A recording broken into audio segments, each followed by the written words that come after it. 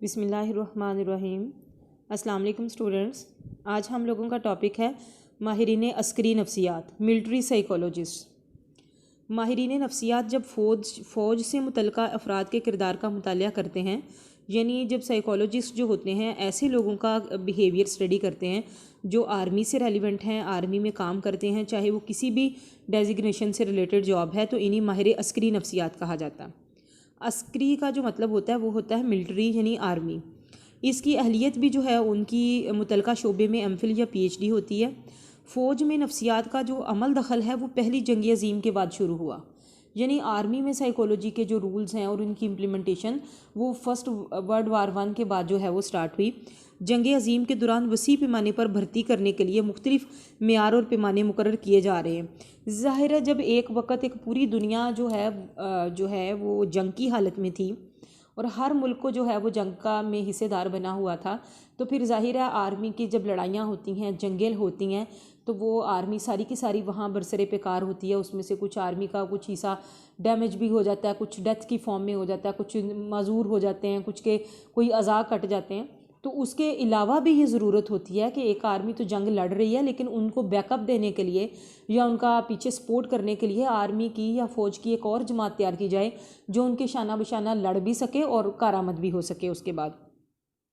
تو ایسے لوگوں کو سلیکٹ کرنے کے لیے، وسیع پیمانے پر ان کی بھرتی کرنے کے لیے جو تھے کچھ پیمانے یا معیار مقرر کیے گئے کہ جو بندہ اس لیول پہ پورا اترے گا یا اس کیٹیگری میں ہوگا اس کو جو ہے وہ بھرتی کر لیا جائے گا۔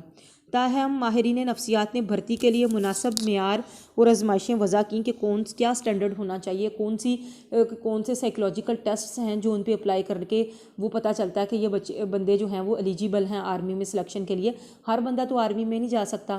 پھر یہ ہے کہ ان میں سے کسی کو ویپن چلانا آتا ہو یا جنگی چالیں چل سکتے ہوں وہ، یا چالیں روکنے کے ماہر ہوں، کچھ اس قسم کی وہ صلاحیت رکھتے ہوں، تو ان کو جو ہے وہ سلیکٹ کیا جاتا ہے۔ آج بھی یہ طریقہ جو ہے وہ انتہائی ترقی یافتہ شکل میں موجود ہے۔ فوج کی تعداد میں تیزی سے اضافے کے لیے جب انفرادی آزمائشیں ناکافی ثابت ہوئیں، دیکھیں اس وقت فوج میں لوگوں کو بھرتی کرنا تھا تو یہ تو نہیں کہ ایک بندہ آئے آپ اس کو ٹیسٹ اس پہ اپلائی کریں، اس کا انٹرویو کریں، پھر اس کو سلیکٹ کریں، پھر اگلا آئے، یہ تو بہت لمبا چوڑا پروسیجر ہو جاتا تھا انفرادی طور پر۔ تو پھر انہوں نے گروہی آزمائشوں کا طریقہ متعارف کرایا، یعنی 100,000 کے فارم میں اکٹھے لوگوں کو بٹھا دیا، مطلب جس طرح سے ایگزامس میں ہوتا ہے، ان کو ٹیسٹ دے دیے، وہ انہوں نے اس کے مطابق جو جانتے تھے انہوں نے جواب دینا اس کو شروع کر دیا۔ ان کے بعد ان پڑھ اور انگریزی زبان سے نابلد افراد کی فوج میں شمولیت کی بھی، یعنی جو پڑھے لکھے لوگ تھے ان کو بھی فوج میں رکھا گیا، اور جو ان پڑھ لوگ تھے جو اور طرح کے کام جانتے تھے، جنگی چالوں پلٹنے کی صلاحیت رکھتے تھے یا اور کوئی اسٹریٹجی، جو جنگ میں بہت سارے کام انجام دینے ہوتے ہیں، صرف ایک بندوق پکڑ کے لڑائی نہیں ہوتی، اس میں بہت ساری اور چیزیں بھی شامل ہوتی ہیں۔ تو انہوں نے پھر کارکردگی کی آزمائشیں یعنی پرفارمنس ٹیسٹ بنائے کہ جو لوگ پڑھ نہیں سکتے، لکھ نہیں سکتے، وہ پرفارمنس یعنی کارکردگی اپنی جو ان کو ٹاسک دیا جائے اس میں شو کر کے وہ آگے آ سکیں۔ اور موجودہ دور میں بھی کارکردگی کی آزمائشیں اور گروہی آزمائشیں جو ہیں وہ کامیابی سے استعمال کی جا رہی ہیں۔ سب سے پہلے ہے فوجی عملے کا انتخاب۔ ماہرین نفسیات کا سب سے اہم کام جو ہوتا ہے وہ موضوع افراد کا موضوع شعبوں میں انتخاب کرنا ہے۔ ماہر نفسیات ہر عہدے کی ضرورت اور تقاضوں کا تفصیلی جائزہ لیتا ہے کہ ایک یہ عہدہ ہے، اس کی ضروریات کیا ہیں، بندہ کیسا ہونا چاہیے، اس میں کیسی ایبلٹیز ہونی چاہیے، ان کا تفصیلی جائزہ لیتا ہے، اور پھر ایسے لوگوں کا انتخاب کرتا ہے جو اس معیار اور قابلیت پر پورے اتر سکیں، یعنی right person for the right job.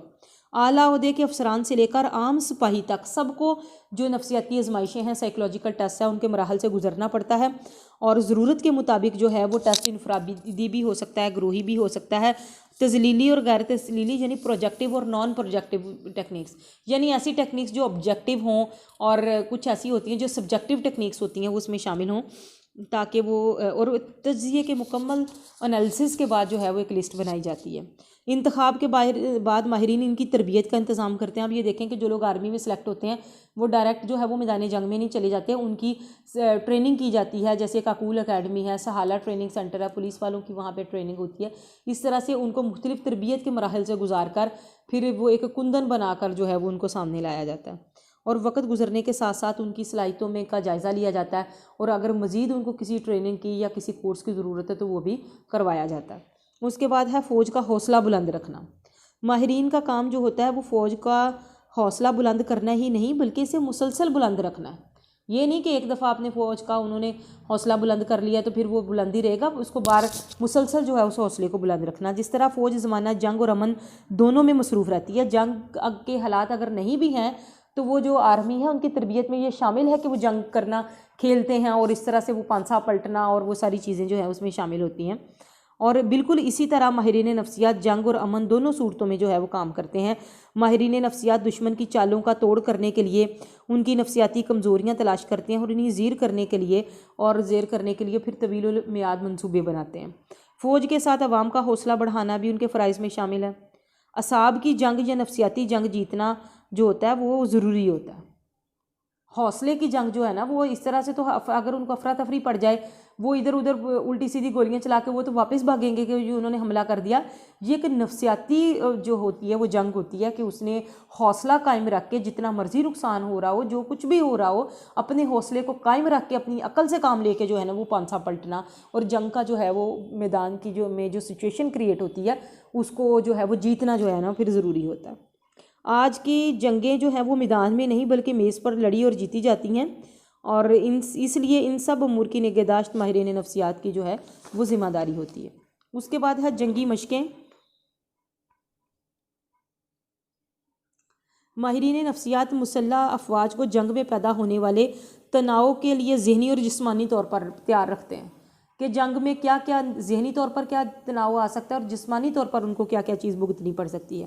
اور اس مقصد کے لیے ایسی جنگی مشقیں ترتیب دی جاتی ہیں جو حقیقی جنگ کے قریب تر ہوں. اس لیے جب ان کو مشقیں وہ سکھائی جاتی ہیں یا کرائی جاتی ہیں تو وہ بہت قریب ہوتی ہیں، اصل جنگ کے بالکل پاس ہوتی ہیں. اور فوج کے لیے چونکہ ہمہ وقت چوکس اور یعنی ایکٹیو رہنا، مستعد رہنا ضروری ہوتا ہے، اس لیے تناؤ اور اضطراب کو برداشت کرنے کے لیے بھی جنگیں سارا سال جاری رہتی ہیں کہ جو سٹریس ہوتا ہے، جو انزائٹی اس وقت کریٹ ہوتی ہے، اس کو ٹالریٹ کرنے کے لیے کسی قسم کی جو ہے وہ ایکسرسائزز وہ کرتے ہیں. وہ گھر والوں سے دور رہتے ہیں، اس لیے ان میں مختلف قسم کے نفسیاتی مسائل بھی پیدا ہو جاتے ہیں. دیکھیں ایک بندہ جو بارڈر پہ لڑ رہا ہے اس کو عید پہ بھی چھٹی نہیں مل رہی، بندہ سوچتا ہے یار میری زندگی کس کام کی ہے، میں عید شبرات بھی اپنے گھر والوں کے ساتھ نہیں منا سکتا، اللہ نے مجھے بھی اولاد دی ہے، میں ان کے پاس بھی کبھی جی بھر کے بیٹھوں. اور یہ انسان کے لیے بہت بڑی آزمائش ہوتی ہے کہ وہ اپنے بیوی بچوں کو چھوڑ کے جو ہے نا وہ مسردوں پہ چلا جائے اور ملک کی حفاظت کرے. انسان ہے آخر، اس کے بھی جذبات ہیں، اس کو بھی اپنے گھر والوں کے ساتھ رہنا، ٹائم گزارنا اچھا لگتا ہے. لیکن دیکھیں کہ وہ اپنی ایک تو ڈیوٹی کی وجہ سے اور دوسرا وہ اپنے اس سلیکشن کی وجہ سے کہ وہ جو اپنا ارادتاً آرمی جوائن کرتے ہیں پھر وہ اس کام میں جو ہے وہ لگے رہتے ہیں. تو یہ اصل ذمہ داری یہ ہوتی ہے کہ اگر ان کو کوئی اس طرح کے نفسیاتی مسائل پیدا ہوتے ہیں تو ان کو بھی حل کیا جائے، اور ہر دم وہ چست اور مستعد رہتے ہیں، بلکہ تعمیری اور پھر دلچسپ مشاغل میں بھی جو ہے وہ لگے رہتے ہیں.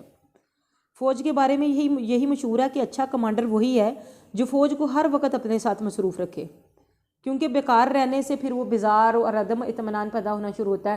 جب ان کی مشقیں نہیں ہوں گی، ان کی ٹریننگ نہیں ہوگی تو وہ تو بیٹھے بیٹھے نکارہ جو ہے وہ بنتے چلے جائیں گے. پریکٹس کے دوران کی جانے والی مشقوں کے باوجود حقیقی جنگ کی حالت میں جو تناؤ اور خوف ہوتا ہے وہ الگ ہوتا ہے. دیکھیں ایک تو پتہ کہ ہم ایکسرسائز کر رہے ہیں یا ایک مشق کر رہے ہیں جنگ کی، اس میں بھی جیتنا ہے ہمیں، لیکن ایک اصلی جنگ کا جو سین ہوتا ہے وہ ڈیفرنٹ ہوتا ہے. لہٰذا جنگ کے دوران ماہرین کی ذمہ داری اور بھی بڑھ جاتی ہے. دوران جنگ کئی نفسیاتی امراض مثلاً بیجا خوف، ہسٹیریا، عمومی تشویش، جنرلائزڈ انزائٹی ڈس آرڈر اور فوبیا وغیرہ، اس طرح کی بہت ساری چیزیں ان کے اندر پھیل جاتی ہیں. اس کی مثال جو ہے موجودہ حالات میں سیاچن، مقبوضہ کشمیر، افغانستان اور عراق میں دیکھی جا سکتی ہے.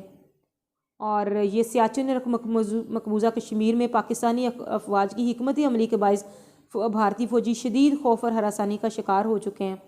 اسی طرح سے افغانستان اور عراق میں بھی غیر ملکی قابض فوجوں کا جو ہے وہ ذہن میں جاری رہتا ہے. اس کے بعد ہے نفسیاتی پراپوگنڈا. ماہرین نفسیات جنگ جیتنے کے لیے ذرائع ابلاغ کا استعمال کرتے ہیں جس میں اپنی کامیابیاں دشمن کی کمزوریاں چھالی جاتی ہیں، جس سے فوجیوں کے حوصلے بلند ہوتے ہیں. اور جب حوصلہ بلند ہوتا ہے تو پھر وہ کیا کہتا ہے کہ بغیر تلوار کے بھی لڑ جاتا ہے. اور جو جنگیں ہیں وہ کبھی ہتھیار سے نہیں، ہمیشہ حوصلے سے جیتی جاتی ہیں، ہمیشہ جذبے سے جیتی جاتی ہیں. مسلمان جو ہیں وہ ہماری جنگیں اس چیز کی گواہ ہیں کہ نبی پاک صلی اللہ علیہ وسلم کے زمانے میں بھی وہ 313 اور 3000 کا جو لشکر ہے وہ، یا وہ 313 اور 1000 کے لشکر کے ساتھ جو انہوں نے جنگیں لڑی ہیں وہ ہتھیاروں سے تھوڑی لڑی ہیں، وہ جذبے سے لڑی ہیں، وہ ایمان کی حرارت سے لڑی ہیں اور اپنے ولولے کے بس پہ لڑی ہیں، حوصلے کی وجہ سے لڑی ہیں. اور اس طرح سے جانوروں کو سدھانا، ماہرین عسکری نفسیات جنگ میں اور امن دونوں صورتوں میں فوج کے جو استعمال میں آنے والے جانور ہوتے ہیں ان کی بھی تربیت کرتے ہیں۔ پہاڑی علاقوں میں خچروں کے سوا کوئی سواری ممکن نہیں ہوتی، جبکہ دیگر مقاصد کے لیے گھوڑے پھر سدھائے جاتے ہیں۔ اسی طرح سے پیولوف نے آلاتی مشروطیت کے ذریعے کبوتروں کو میزائل چلانے کی تربیت دی تھی۔ آلاتی انسٹرومنٹل کنڈیشننگ انہوں نے سکھا کے کہ انسٹرومنٹ چلانے کی جو تربیت دی تھی، انہوں نے میزائل چلانے سیکھ لیے تھے۔ عرب اسرائیل جنگ میں کبوتروں کے ذریعے جو تھا وہ فوجی نقل و حرکت کا پتہ چلایا جاتا تھا کہ فوج کہاں تک پہنچی ہے، ان کا پڑاؤ کدھر ہے، کیا اس کے حالات ہیں۔ روس نے دوسری جنگ عظیم میں چمگادڑوں کو تربیت دے کر دشمن کے فوجی اڈوں کا پتہ کروا لیا تھا۔ آج بھی خچروں، گھوڑوں اور کتوں کی خصوصی تربیت کر کے انہیں جاسوسی کے لیے بھی استعمال کیا جاتا ہے۔ جدید اقوام ماہرین عسکری نفسیات کی خدمات سے فائدہ اٹھا رہی ہے۔ ماہرین عسکری نفسیات کی تحقیقات اور عرق ریز مطالعات کی بدولت ہی بہت ساری چیزوں کو، حالات کو سمجھنا آسان ہو گیا۔ پاکستان کے تمام بڑے بڑے شہروں میں قائم آرمی سلیکشن بورڈ کے علاوہ بھی ماہرین نفسیات کی خدمات سے فوج جو ہے وہ استفادہ کر رہی ہے۔